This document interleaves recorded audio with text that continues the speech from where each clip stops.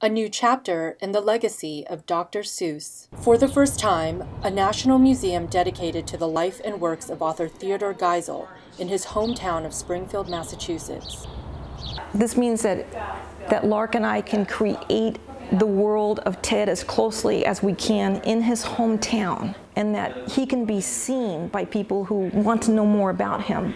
The museum features interactive exhibits, a collection of personal belongings, and explains how Geisel's childhood experiences in the city shaped his work.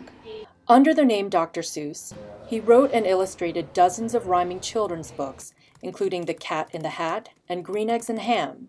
What we're doing here are originals that have never been seen, and what he made for the family.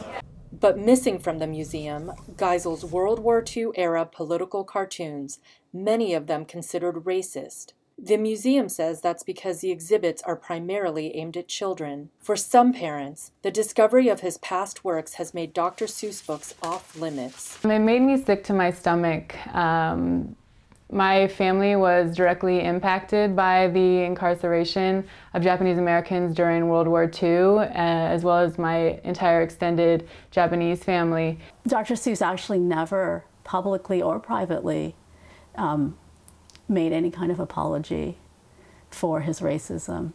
This is the Japanese worm, right, in water. UC San Diego houses 18,000 of Geisel's original drawings, including many of the controversial political cartoons. Certainly about the Japanese, I think he never told me that he had regrets. I mean, I never had that conversation with him.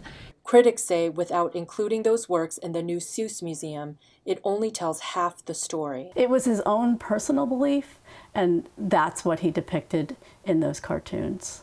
Geisel's stepdaughter believes he was a product of his times and hopes people don't judge his entire career on his earlier works. If there's criticism of Ted, it has its place. I know that he changed with the times. A chance now to see some of that evolution in person. Yvonne Lee, Associated Press.